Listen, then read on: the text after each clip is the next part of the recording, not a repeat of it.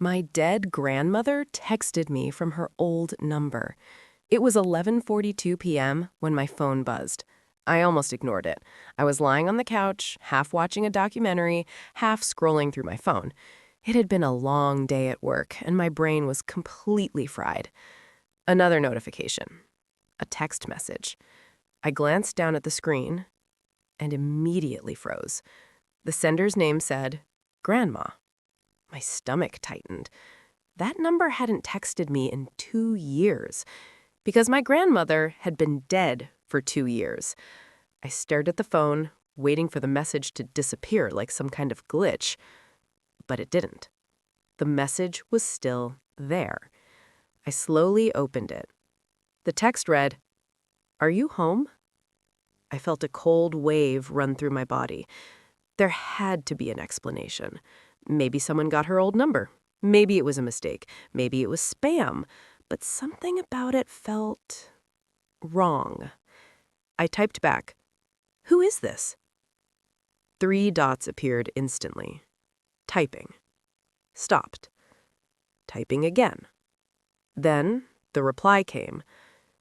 "Don't be rude, sweetheart." My hands went cold. That was exactly how my grandmother used to talk. She always called me sweetheart. I swallowed hard. This had to be a coincidence. People say that word all the time, right? I tried to keep my reply casual. "Sorry, I just didn't expect a message from this number." The typing dots appeared again. Then another message arrived. "You never used to ignore my messages." My heart started beating faster. The room suddenly felt colder. I stared at the message for a long time before replying. "Who gave you this phone?" No answer for about 10 seconds. Then the phone buzzed again. "You did." I sat up on the couch. My grandmother's phone had been buried with her. I remembered that clearly. At the funeral, my mom had placed the phone in her hands. She said Grandma always liked having it nearby, so we buried it with her. I rubbed my temples. Someone had to be messing with me. Maybe my cousin. Maybe my brother. Someone was trying to be funny. I typed, "Okay, this isn't funny. Who is this?" The reply came almost immediately. "You sound tired." I froze. Then another message appeared. "You've been working too much again." I felt my throat tighten. My grandmother used to say that to me all the time. When I stayed up late studying, when I worked double shifts, she always noticed, always worried. I tried to shake it off. Coincidence. Just coincidence. But then another message appeared. "You should sleep. Tomorrow will be important." My chest felt tight. I typed back, "Why tomorrow?" 3 dots. Then the message appeared. "Because you'll finally see it." See what? I stared at the phone. My brain was running through every possible explanation. Maybe someone had access to her phone. Maybe someone dug it up. The thought made my skin crawl. I stood up and started pacing the room. My phone buzzed again. Another message. "Don't worry." Then another.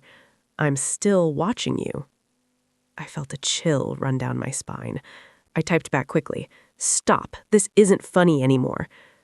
The typing dots appeared again, then disappeared, then appeared again. Finally, the message came. "Go to the kitchen." I stared at the screen.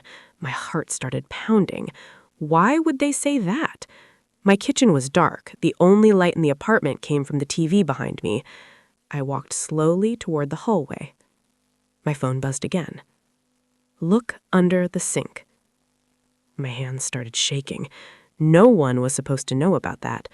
When my grandmother was alive, she used to hide small envelopes of money in random places, inside books, under drawers, behind picture frames.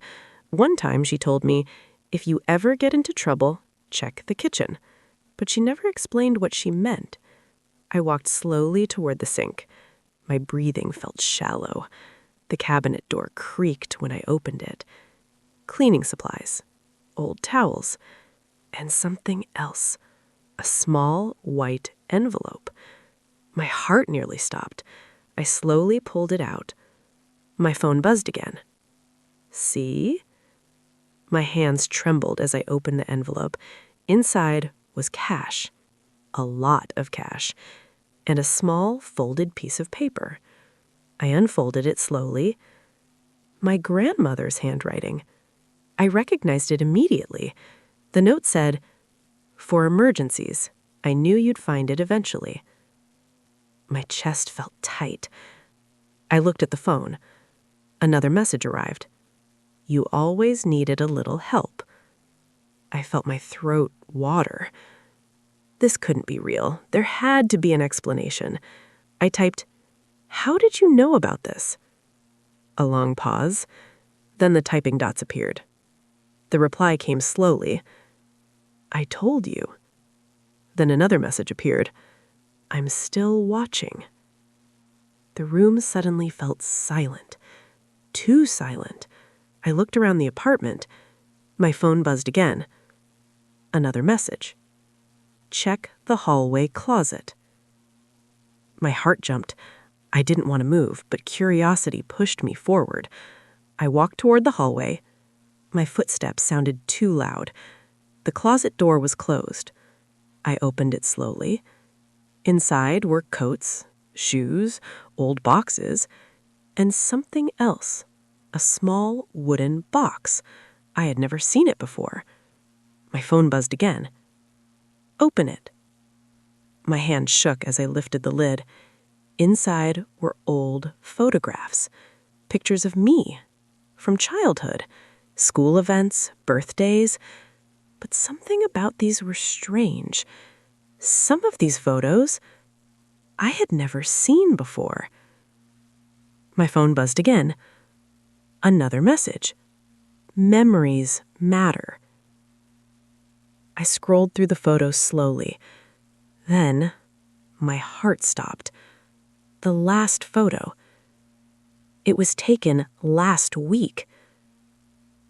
I recognized the street outside my apartment, and there I was, standing outside my building, looking at my phone.